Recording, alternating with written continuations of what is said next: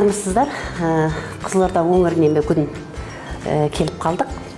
Сол Аралдың Сарсазанын жаңа қарманы тран балығынан, семіз траннан дайындалса, өте керемет болады. Міне балықты бірінші мен асып алдым. Себебі жаңа қол ұстамасын деп түсіріп, асып түсіріп, мына балықпен қылтанақтарын ажыратып, мынандай қылып тазартамыз. Құрсақ шашу дейді ғой. Жастар жаңағы бала көтерген кезде соларға берсек өте тамаша болады. Себебі бұлда кальций көп қой. Сол кальций көп болғандықтан сол жас аналарға, жас келіншектерге көбісі осыны тарту етеді. Қаладағы кісілер енді жаңа дәрумендерді, омега, фосфор дегендерді сатып алып жеп жатыр ғой. Сатып алып жеп жатыр. Бізде енді балықты көп жегеннен кейін балықта фосфор да бар, омега да бар, кальций да бар. Енді балық негізі витаминге өте көп қой, енді бай нәрсе қой енді тағам. Бізде енді сол ет тағам сияқты балықты асып та жейді. Кейбіреулер таңқалып жатады, неге қамыр салып жатсыздар деп. Үлкен кісілер жаңағы тоқ болу үшін сол қамыр ауқатты сияқты қылып, осы балықты да асып, қамырын салып, сөйтіп сорпасымен бірге ішеді. Көп адам дайындай алмайды. Өзіміз бір кісіден әбден шақырып алып, сол кісіні сөйтіп үйренгенбіз кезінде. Сол кезде көргенбіз, қанша еңбекпен келіп дастарханға түсетін. Жаңа балық деген біздің аузымызда, тілімізде жүреді ғой. Әрине. Ал сіздердің асқазандарыңызда жүреді ғой, күн түні балық.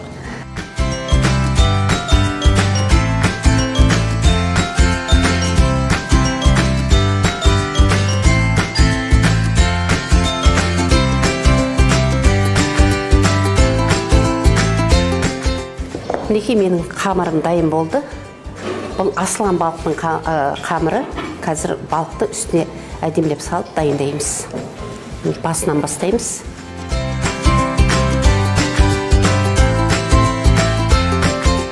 Бірінші қазанға су құйдық, қайнатып алдық. Қайнаған суға балықты салып, балық бір сағатта піседі ғой, бір жақсы жері. Бір сағатта пісіп болды бұл балық. Соны түсіріп алдық. Сыйлы қонақтарға бересіздер ғой. Сыйлы қонаққа, иә. Мынау енді асылған балығымыз бүйтіп, мынандай керемет басы. Ақтау, Атырау жақта да, иә? Бұны енді жегенде арманда, жемегенде арманда деп.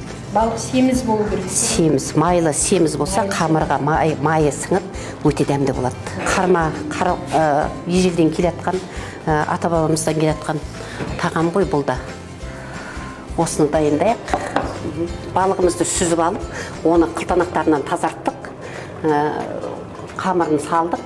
Енді мына тазартылған балығымыздың таза етін қамырдың үстіне салып, жақсылап қайнатып аламыз. Сорпаға салып, бірге қайнатамыз. Қарманың ең маңызды мәселесі осы да болып тұр ғой. Мына етін тазарттық қой, дайын, міне, бұл енді үлкен кісілерге жақсы да, сағынып бір қарма жейік деп аңсаған кезде өстіп істеп жесе өте тамаша болады. Арнайлап жасап. Ауылдарыңызда бұлайынша бас қосқан кезде де жасайсыздар ма? Жасаймыз. Айеке асып алдық қой бағана, балығымызды асып алдық, сорпасына қамырымызды салдық. Енді сол қамырдың үстіне жаңа бағанағы тазартылған тікене қылтанағын алып, балықты етімен қылтанағын ажыраттық қой. Сол етті үстіне салдым қамырдың.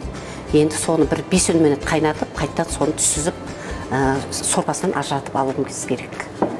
Соны ажыратып алайық. Қазір міне 5-10 минут қайнатты. Неке қармамыз дайын болды. Бұның енді қазір сорпасын құйып аламыз. Сүзегімен сүзіп.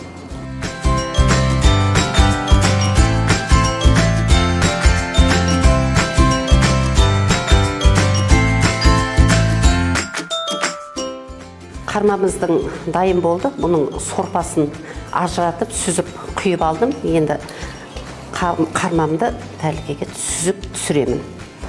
Айеке солай. Мінекей қармамыз дайын болды.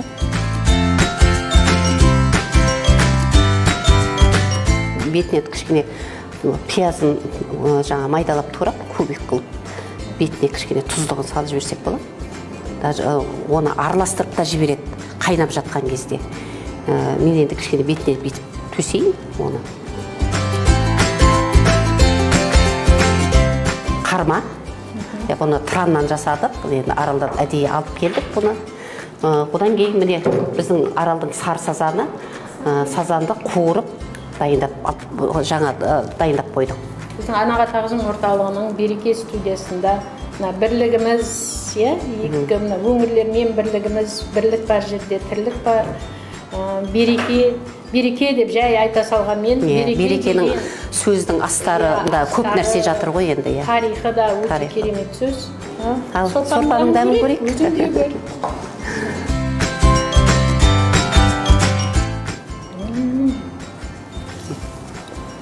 Іштен тоқтай алмайды екенсің.